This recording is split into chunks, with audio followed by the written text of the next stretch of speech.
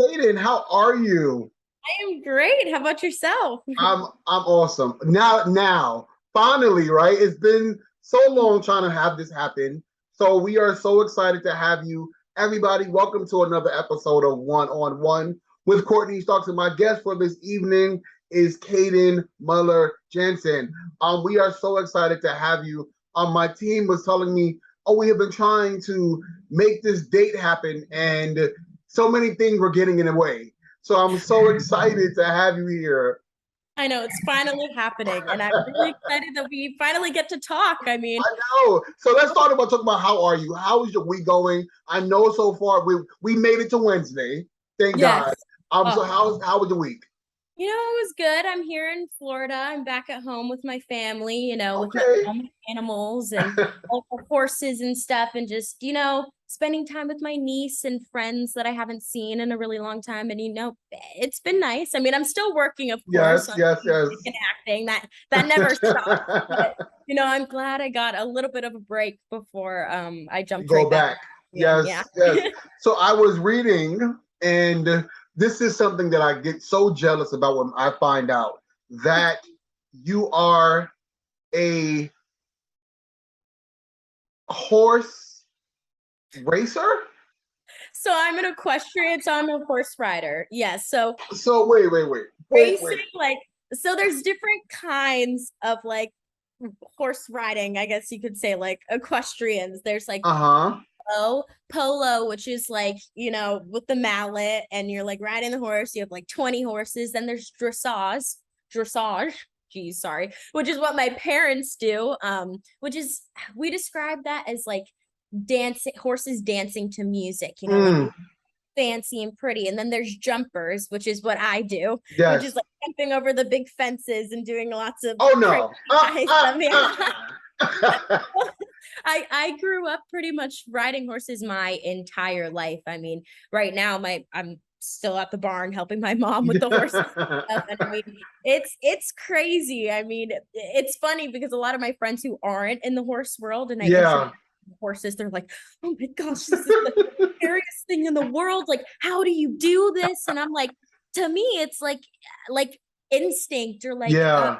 muscle memory. You know what I mean? I've been Yeah, doing it yeah. as a kid, so I don't, So like you know. because they're like I think because for you, like a lot of these horses you were raised with, so they know you. I can imagine, first of all, I'm a big black guy from New York. I can imagine me getting on a horse and going, yeah, that's it. Over. On Channel 5 News, guy down, it's over, let it go. Like Oh, I'm oh, going. trust me.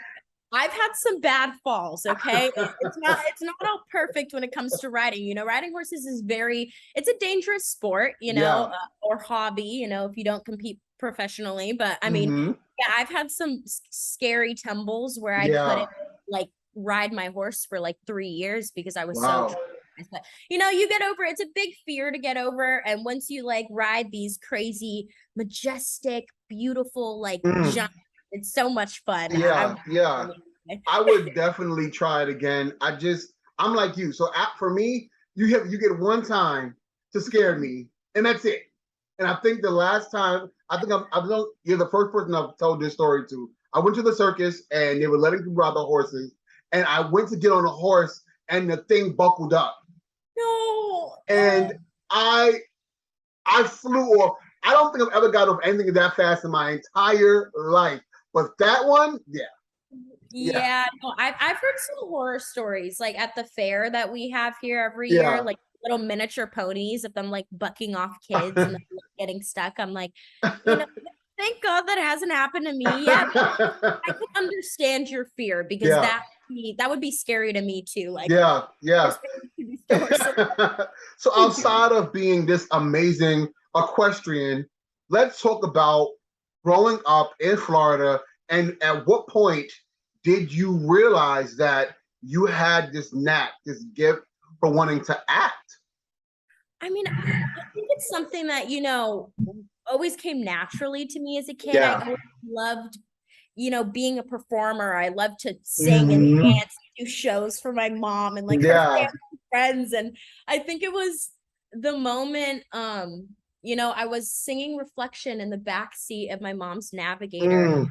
really singing it, 8 years old, Giving passionate, it your like, all, like oh yeah, like I was feeling the soul, and my mom was like, okay, like maybe you can sing. And I remember we came back to Florida and I sang Happy Birthday, the Beyonce version, to one of mom's family friends. And that was the moment that everybody was like, okay, you have to right. make something, like whether it's acting, singing, whatever. And I mean, I feel like acting and singing kind of came hand in hand when it came to that as a Yeah. kid. I started in theater. My Oh, first show was Dear Edwina, and yes.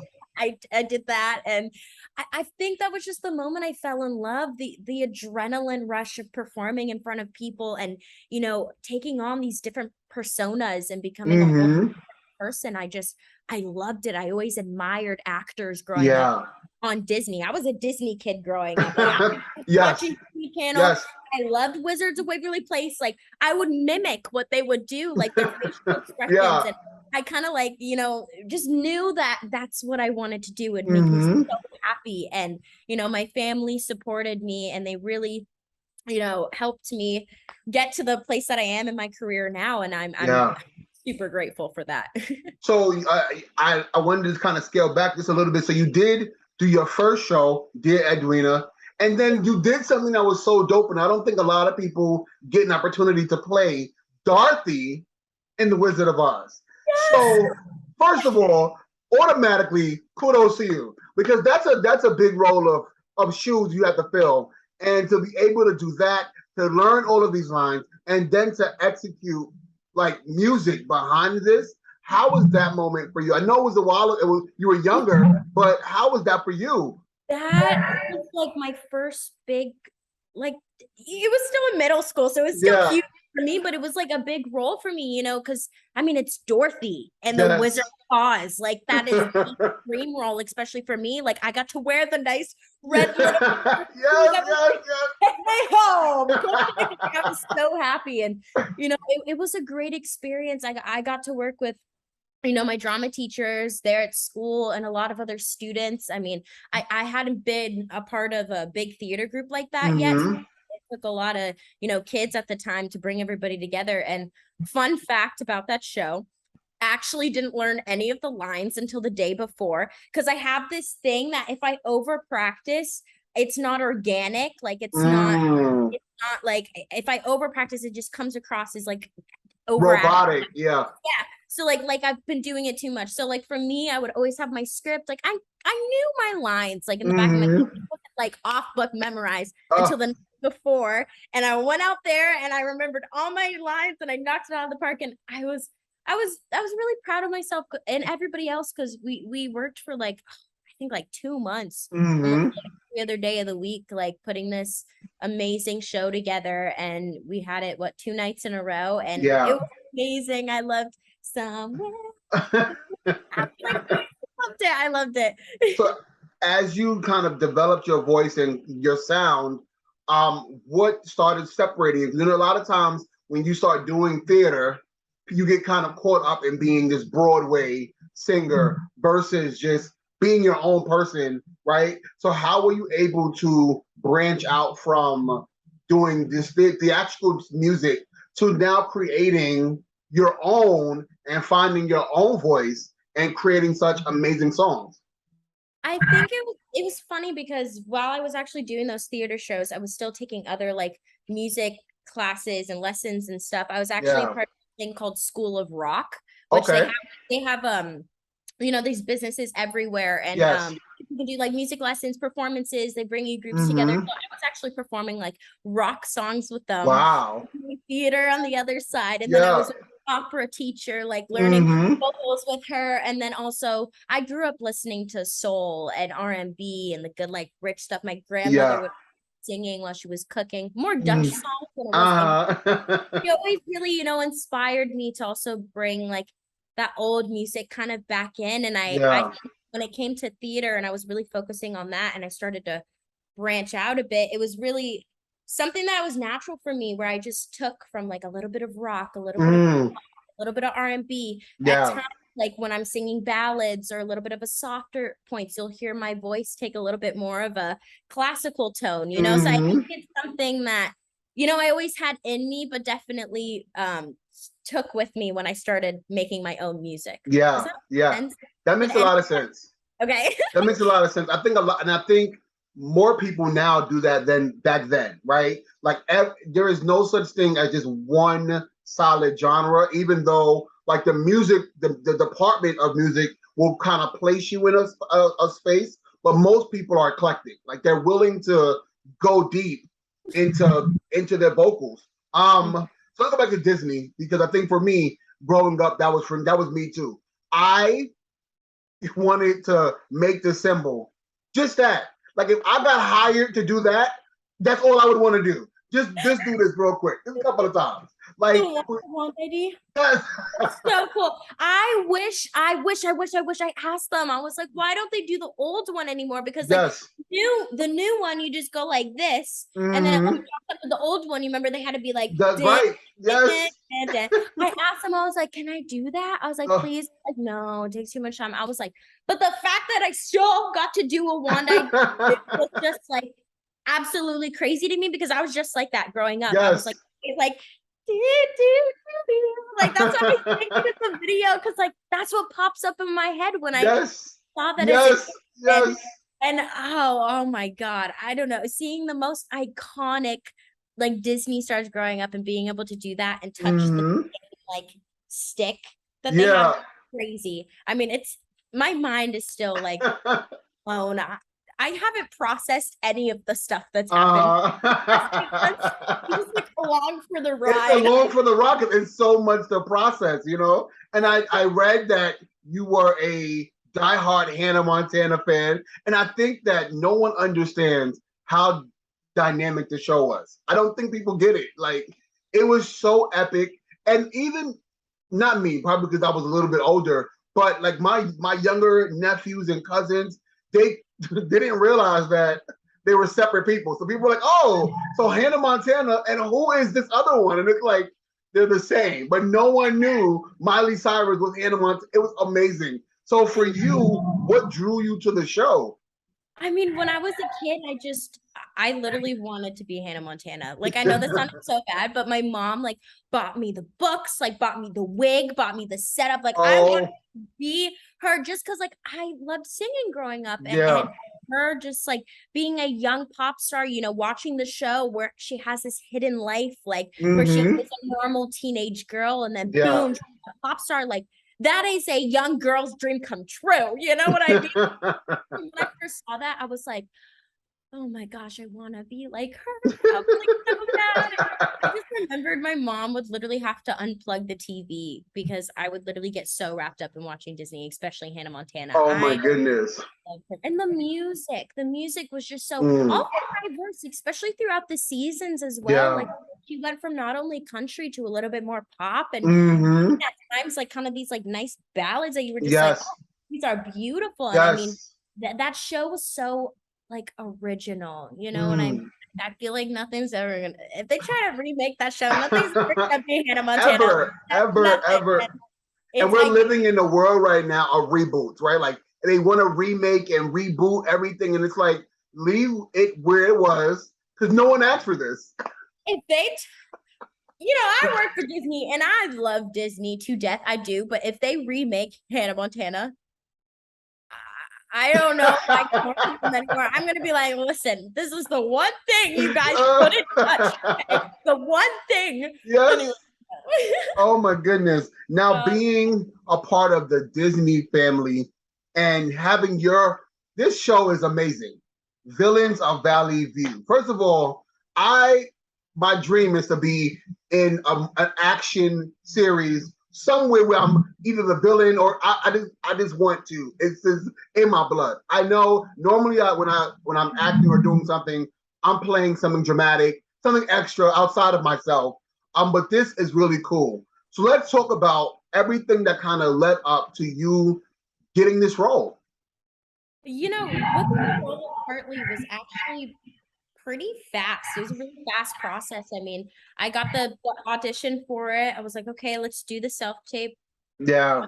Fun fact that I don't tell too many people. I actually submitted the self-tape 2 days late because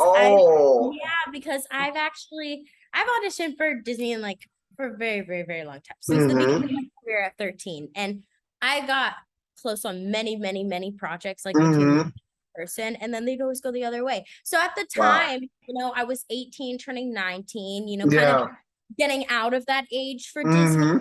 But now the streaming services are up and looking for older people. But at the time I was like, they're not gonna want me, like they're probably looking for a younger person, like kind of being really down on myself for no reason.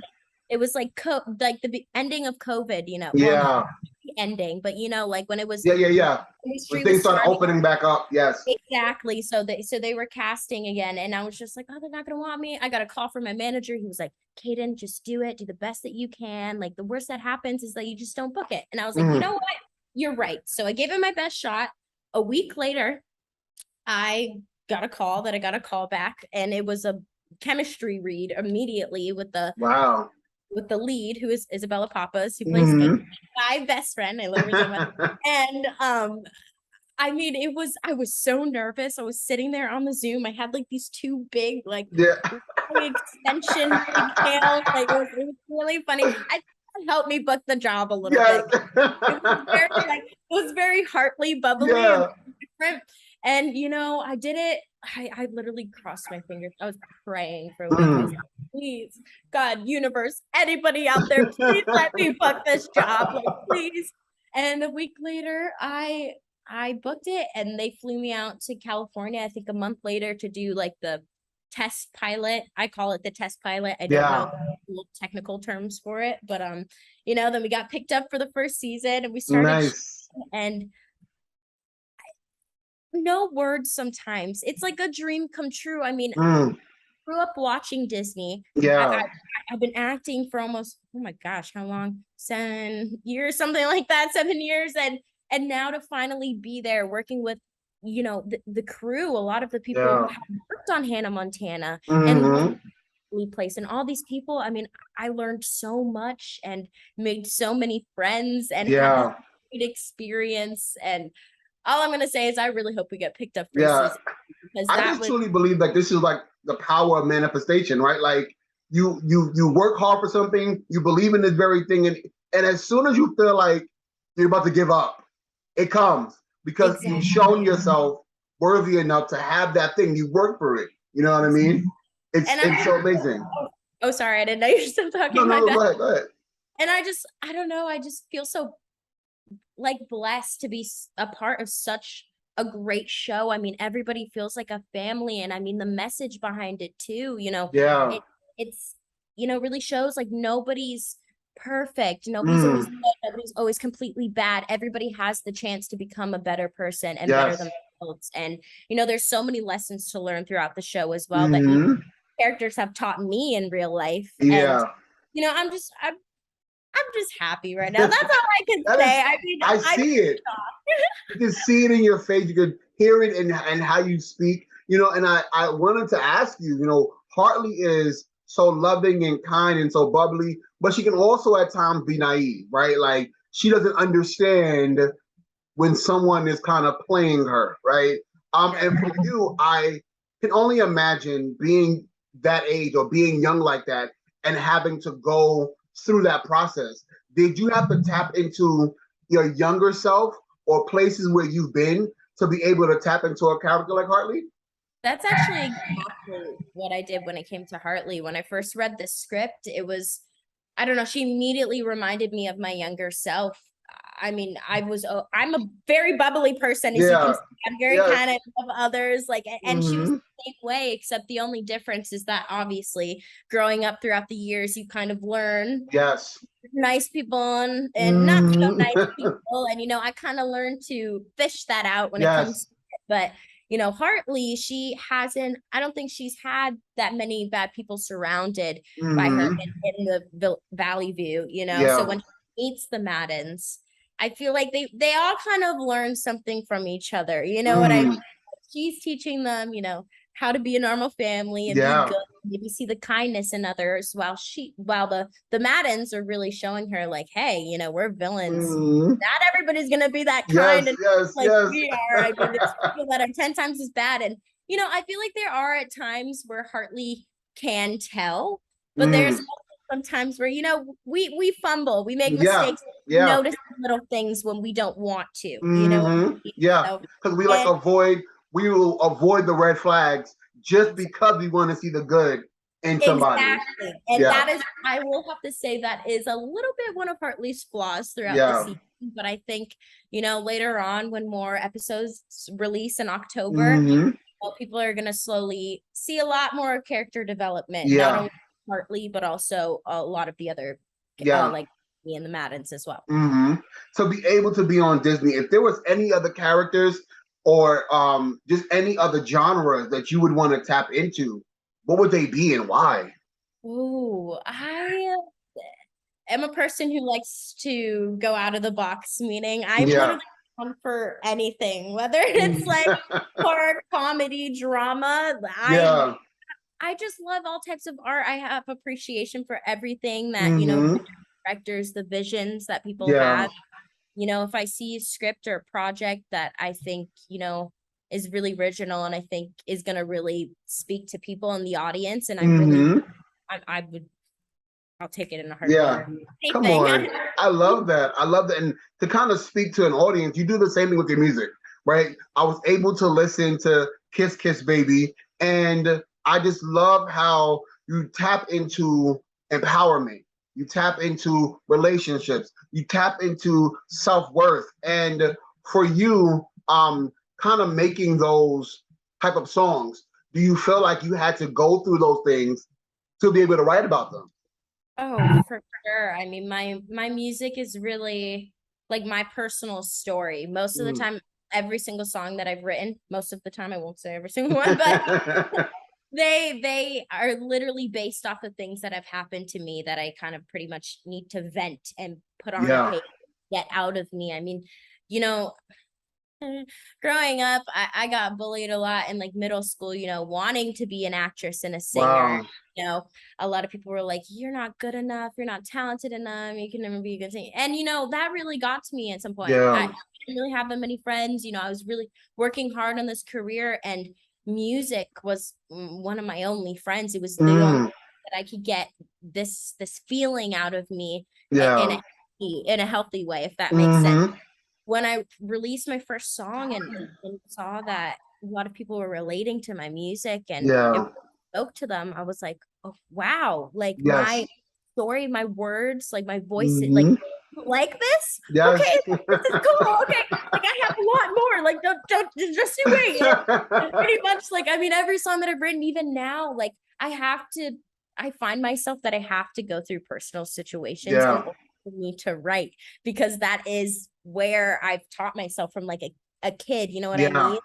I can write the best songs when I'm feeling the most emotional and the most passionate about something. Yeah. And I don't know, I'm just really happy that everybody enjoyed my music so far and that it's really spoke to them. And I've actually had a lot of people reach out and say that even my new song Crave, there's different perspectives that they've taken. Like for me, yes, it's Yeah. about a past relationship that I didn't really get closure from, da da da da. hmm Else, she was like, to her, it spoke to maybe like about addiction, to Mm. alcohol or drugs or something like that. And I never thought about that. I was like, Yeah. I mean, maybe I should though, because music is art at the end of the day, but I never thought. I was like, wow, the way that we wrote this song and went about it can hmm be interpreted differently Yeah. through everyone. And yeah, sorry, I can ramble No, sometimes, but that's great because I feel like most music is like that. Like it may be meant for one thing, but depending where you are in your journey, it can be interpreted in so many ways. And that is so I wrote a book in last September about my kidney transplant journey. And I realized even in that, right, that people were talking about, I think the title of my book is called My Kidneys Failed Me, But God Didn't. And I realized even in that, people were just talking about, the things that may have failed them in their lives, but knowing that God didn't fail. And it was so surprising to see how interpretation kind of takes on that role, right? And I agree. I totally it's just agree. like art too. Like I remember Yes. going to museums growing up and be like, what do you see? What do you see? And everybody hmm sees something differently. And then Yeah. the fact that, they can do that with books, Yeah. music, acting, anything. It's It's crazy. I mean, I Yes. think it's so cool what as humans, what we can come up with and interpret things differently. It really shows how unique and different Yes, how each and every person is, you know? I agree. So we're gonna play a game. Oh, Because you're a singer, oh you gotta no. sing. Oh You no. gotta sing.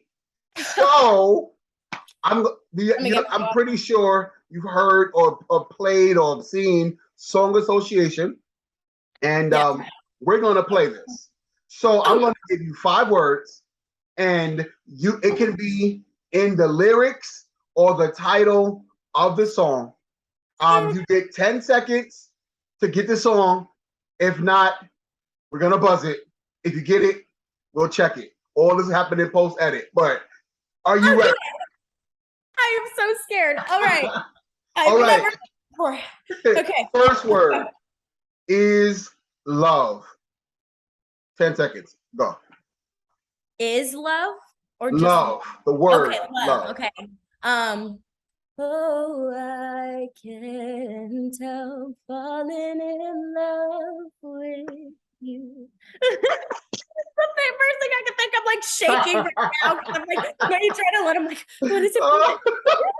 All right. Second word Okay. is rose. Oh no. Oh no. Ja, ja. Is there a pass button?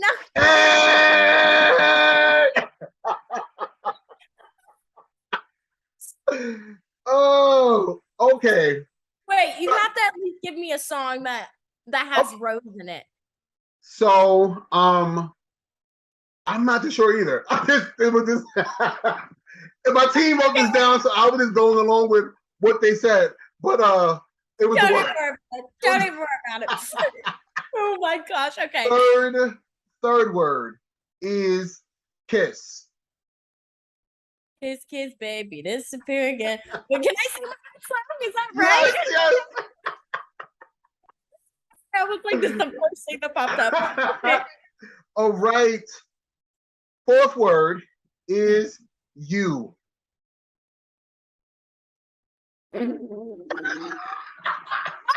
Taste of you. We started buzzing, but was what it's a song by Duff Cameron and Rez. Taste of you. You taste of you.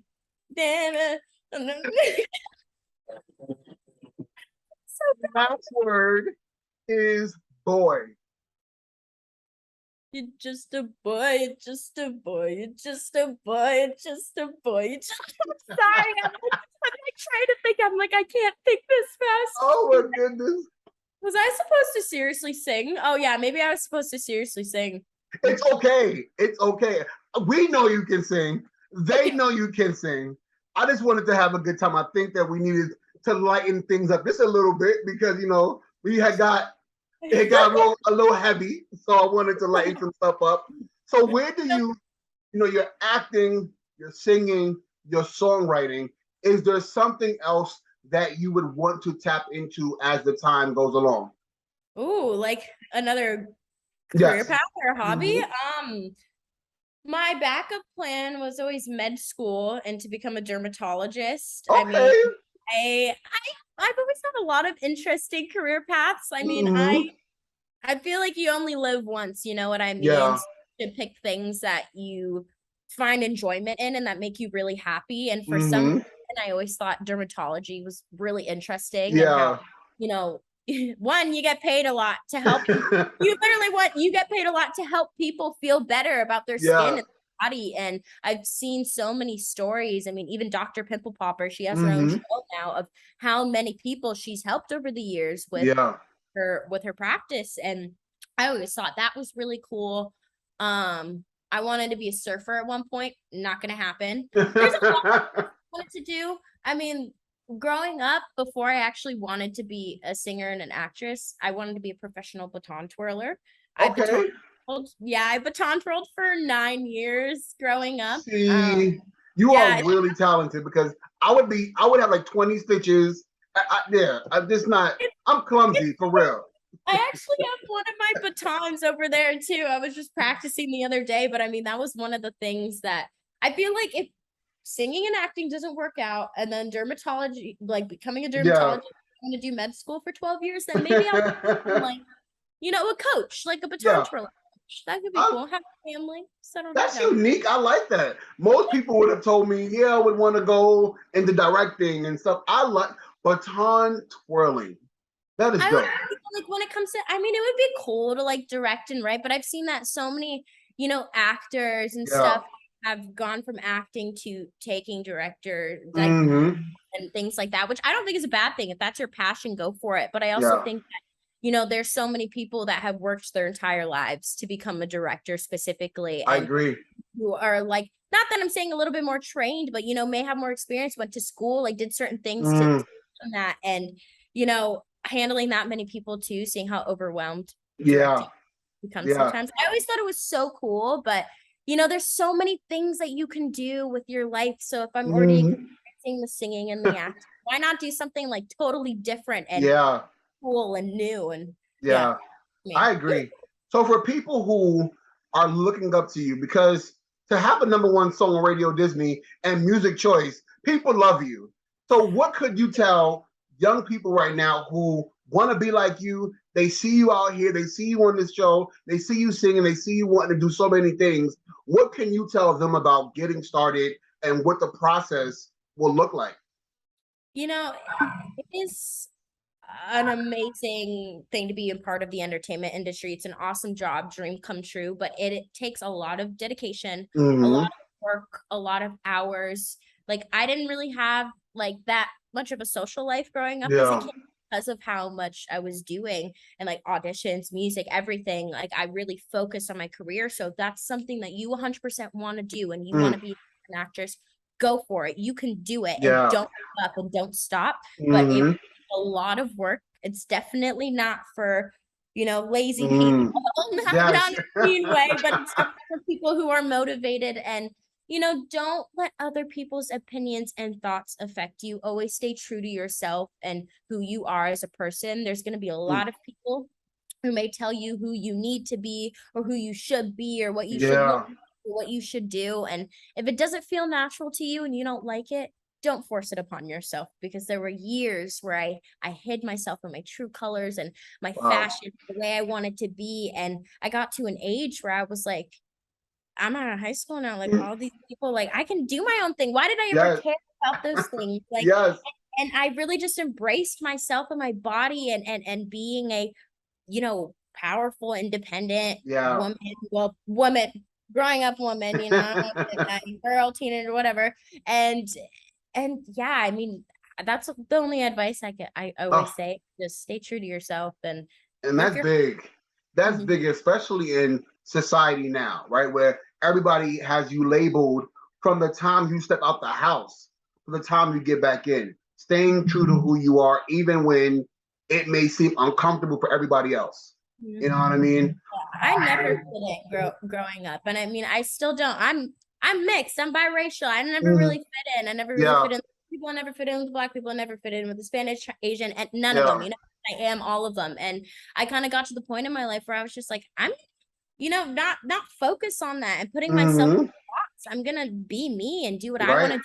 Makes me happy and surround myself with positive people. And I'm glad I did that, because without that, I don't think I'd be where I am in life. And how happy I am and the career that I have and the people around me. And I am glad that we finally were able to have this. I really needed this today to end my day. This ball of positivity. Thank you so much for joining me today on another episode of One on One with Courtney Starks. Everybody, this is Kayden Muller-Janssen. Please make sure you tune in one more time to Villians of Valley View. Please, if you have not done so already, start tonight. Start tonight. On Disney Plus, 10 more coming out soon. We got new episodes coming out in October. Don't you worry. Let's go and stream all of her music. I'm telling you, it is dope. She's an all-around amazing person. Kayden, one more time, thank you so much for being here. And you got to come back. Oh, you got to come back. You're more than welcome. I loved this. I love your energy. I love talking with you. Thank you. I've never ever come back. Thank you for having me. You welcome. You welcome. Everybody, this is another episode of One on One with Courtney Starks. Please make sure you are following again. I love you all for watching and have a good night.